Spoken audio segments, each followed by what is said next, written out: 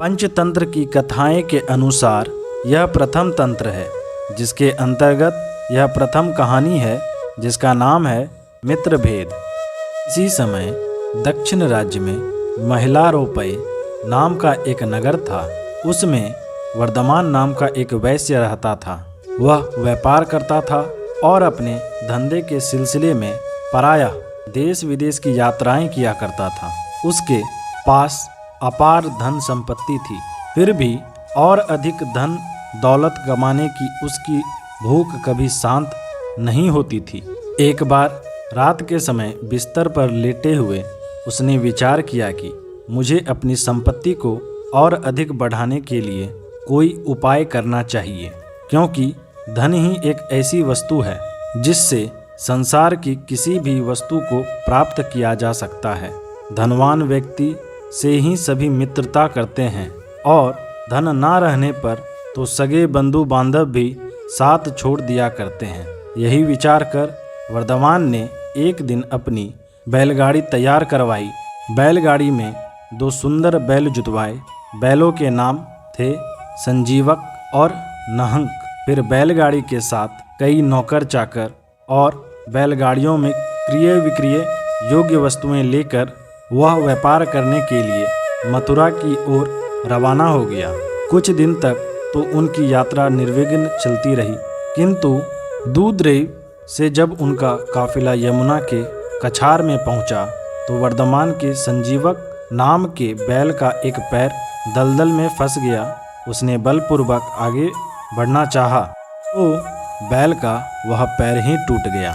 बैल का पैर ठीक हो जाने की प्रतीक्षा में वर्धमान वहीं ठहरा रहा। जब उनको वहां ठहरे हुए 3 दिन और 3 रात हो गए तो वर्धमान के साथियों ने उसको समझाया, मित्र, इस विहड़ वन में बैल के ठीक होने की प्रतीक्षा में इस प्रकार रुके रहना बेकार है। यह वन अनेक हिंसक प्राणियों से भरा पड़ा है। शेर, चीते, हाथी जैसे हिंसक जानवर यहाँ विचरण करते हैं। किसी दिन उन्होंने हम पर आक्रमण कर दिया तो जान बचानी मुश्किल हो जाएगी। हमारे लिए यही बेहतर रहेगा कि इस स्थान को छोड़कर किसी सुरक्षित स्थान में चले जाएं। कहा भी गया है कि किसी छोटी वस्तु के लिए बड़ी वस्तु की हानि नहीं करनी चाहिए। संकट आने पर छोटी वस्तु का त्याग कर देना ही बुद्धिमानी समझी जाती है। वर्धमान को यह बैल बहुत ही प्रिय था। उसने जन्म से ही इस बैल को पाल पोस कर बड़ा किया था। वह अपने प्रिय बैल को इस हालत में छोड़कर नहीं जाना चाहता था, किंतु साथियों के आग्रह पर विवश हो गया। उसने बैल की देखभाल के लिए अपने 2 सेवक वहां छोड़ दिए और आगे के लिए प्रस्थान कर गया। जंगल हिंसक जीवों से भरा हुआ था। वर्धमान के सेवक एक ही रात में घबरा गए और बैल को छोड़कर भाग गए। उन्होंने अपने स्वामी से जाकर झूठ बोल दिया कि संजीवक मर गया, हमने उसका विधिवत दाह संस्कार कर दिया है। अपने प्रिय बैल की मृत्यु पर वर्धमान को बहुत दुख हुआ, किंतु संतोष करने के अलावा उसके पास कोई उपाय न था। संजीवक को वहां पड़े पड़े हरी घास चरने को मिली तो उसकी कुछ पीड़ा कम हो गई। वह लड़खड़ाता हुआ उठा और इधर उधर चलने का प्रयास करने लगा।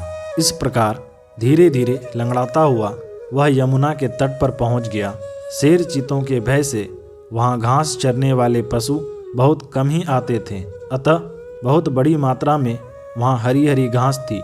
उस हरी घास को खाकर और यमुना का शीतल जल पीकर संजीवक कुछ ही दिनों में ठीक हो गया।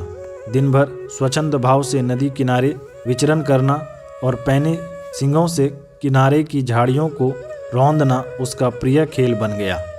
एक दिन पिंगलक नाम का सिंह यमुना तट पर पानी पीने आया। उसने दूर से आते संजीवक की जोरदार हुंकार सुनी। उस हुंकार को सुनकर वह बुरी तरह भयभीत हो गया और बिना जल पिए ही वह वहां से भागकर झाड़ियों में जा छिपा। इस दृश्य को 2 गीदड़ों ने देखा। उनके नाम थे करटक और दमनक। ये दोनों गीदड़ कभी पिंगलक नामक सिंह के बहुत विश्वास पात्र थे, किंतु अब सिंह द्वारा उपेक्षा किए जाने के कारण बहुत दुखी रहते थे। फिर भी भोजन की तलाश में वे उसके इर्द गिर्द मंडराते रहते थे। सिंह जब शिकार करता तो उसका छोड़ा हुआ शिकार उन्हें भी खाने को मिल जाता था। पिंगलक को भयभीत होकर भागते देखा तो उन दोनों को बहुत आश्चर्य हुआ। दमनक ने अपने साथी से कहा, करटक, हमारा स्वामी इस जंगल का राजा है।